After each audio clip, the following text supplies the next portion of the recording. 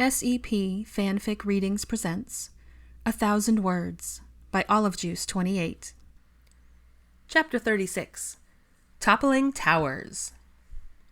Bill and Fleur entered the 8th-year dorm one Saturday night in March to unusual silence. All 10 of the housemates were gathered around the coffee table, looking rather intense and worried, and no one was talking. In the center of the table was what appeared to be a tall stack of wooden blocks that was leaning ever so slightly to one side. As the couple cautiously approached, so as not to interfere with whatever was going on, Anthony leaned forward and poked at one of the blocks in the middle of the tower. It wiggled loosely, and he grinned before carefully pulling the brick out of its place and setting it on top of the wobbly structure. A collective sigh of relief swept through the group, and Bill took the opportunity to greet them all. "So, what's this then?" "Jenga," replied Dean. "You stack the blocks a certain way, and then have to take turns removing them and building it higher, without knocking the whole thing down." "This is our 3rd round," explained Hannah. "Whoever causes it to fall is out the next game. So far, Padma and Neville are done." She nodded towards one of the couches where Neville was perched on the edge of his seat, still clearly invested in the game, while Padma was flipping through a magazine, only occasionally glancing at the rest of the group. Bill and Fleur moved closer to the table in order to see better, just as Luna successfully slid a block from the lower half of the tower and placed it next to Anthony's on top. For a heartbeat or two, the tower swayed, but didn't fall, allowing Luna to huff out a breath she'd been holding, while flapping her hands to alleviate some nervous energy. "It's harder than it looks," the former Ravenclaw admitted. "If you touch a block, you have to remove it or forfeit your turn. You can't go around prodding them trying to see which ones are loose. You have to guess." "That's how I lost," grumbled Neville in mock irritation, earning a chuckle from the group at large. "Can I give it a go?" asked Bill. "Sure." Hermione scooted over so both he and Fleur could stand right next to the table. She was next after Luna, and then the newcomers could try, so long as she didn't pick the wrong block. She leaned around, trying to see the other side of the column. She settled on a piece almost exactly in the middle, and just as she was about to put her fingers on it, was interrupted. "Sure you want to do that?" drawled Draco from across the table. Her eyes flickered up to his in the teasing glint they held. She smirked at him and gently pushed the block out of its current home. "Yes, I'm sure." She winked at him and delicately placed her piece on the uppermost level, causing it to shift again, as it had after Luna's move. Bill rubbed his hands together in anticipation, as he studied the pillar below him. He tilted his head towards his wife, asking, "What do you think?" Fleur had also been considering the pile of wooden pieces thoughtfully. Her brows furrowed and her arms crossed. "Maybe something near here." She gestured in a few rows below where Hermione had just taken one from. "Nothing too close to the bottom, and nothing so close that has already been missing." Bill nodded and went for a brick in the area she had suggested, pleased to note that it was loose enough to slide out easily, and as he raised his hand to set it on top, Dean instructed him, "Turn it the opposite way as the row beneath it." The redhead nodded and carefully set it down. Amazingly, the tower did not budge, and everyone gave a polite round of applause, which their head of house met with a theatrical bow. Fleur pursed her lips and bent down to get a closer look at some of the lower levels. After a few seconds, she nudged a piece further down than Bill's, which surprisingly shifted without resistance. She had to raise up on tiptoe to set it on top, and once she completed her turn, she clasped her hands in front of herself, her eyes wide. "That was much too stressful. This is supposed to be a game?" she asked in mild disbelief, garnering a laugh from everyone around her. Play continued around the table until Draco poked at a brick that apparently wasn't ready to move, and the whole structure came crashing down. Good-natured groans filled the air as everyone set about picking up the fallen pieces, many of which had disappeared under the couches and chairs. As Dean set about restacking the blocks for the next game, Bill addressed the group. "I've been talking with McGonagall about getting permission to bring you all on a bit of a field trip that would coincide with what we've been studying in our defense class." This grabbed everyone's attention, as none of them have ever heard of a class leaving the castle for further instruction before. Knowing that they would want all the details, Bill continued. "One of the blokes on my team in Egypt has recently returned to Gringotts with several heavily cursed objects. There are so many layers of magic surrounding them that a specially modified room has been created to contain them while the curse breakers work to remove the spells. I told McGonagall I thought it would be a great opportunity for you lot to see what dealing with dark magic looks like, and the level of skill it takes to do what these guys do." She agreed. Murmurs of interest and intrigue broke out across the housemates as they took in this interesting news.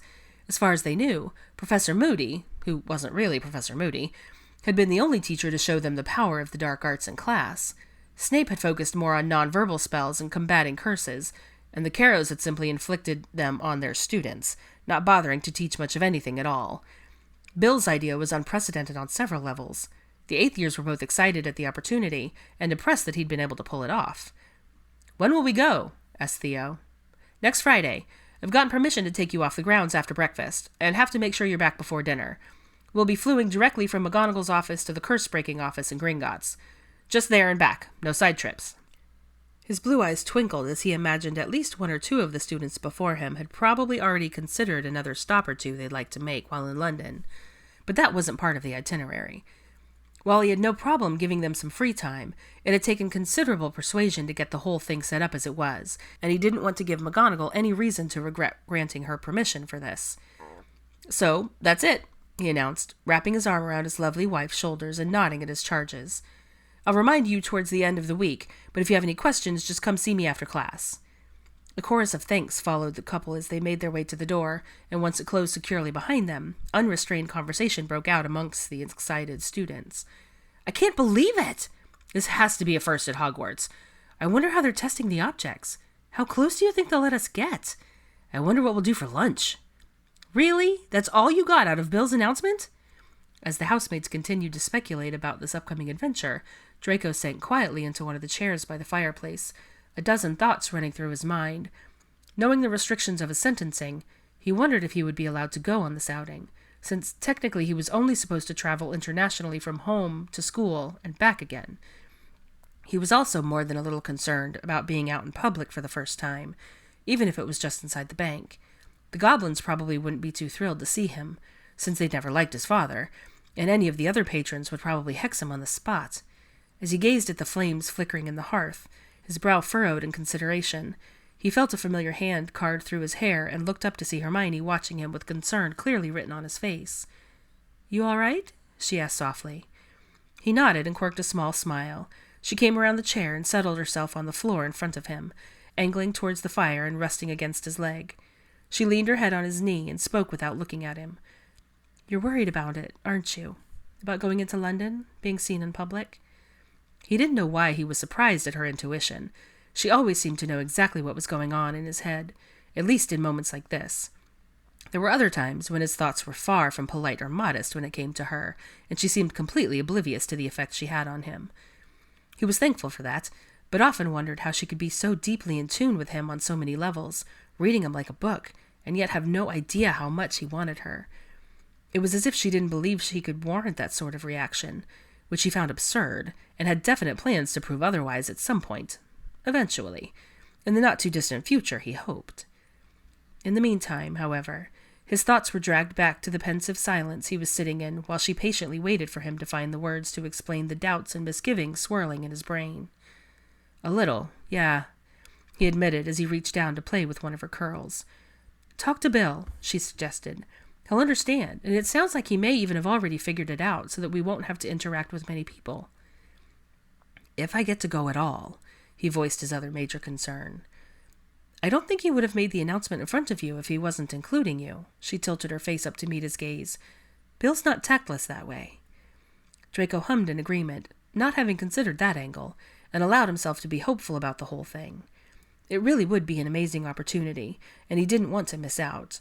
He decided he would talk to his head after their next class to see if he had any thoughts about keeping a low profile. Having set his mind on that, he felt some of the tension leave him and shifted his focus to the wonderful witch in front of him. Leaning over, he wrapped his arms around her shoulders and rested his chin on her head. "Thank you," he said quietly. "For what?" "For getting me out of my head." He gave a wry chuckle. "For somehow always knowing what's dragging me down. For wanting to help." He planted a kiss on her curls, and she shifted to look up at him, her eyes warm and full of a sparkle he had noticed she reserved only for him. "You're welcome," she replied softly. He kissed her on the tip of her nose, causing a giggle he knew would come forth, and then leaned further to place one on her lips. Just as she tilted her head back to deepen it, they were reminded they weren't alone. "Oi!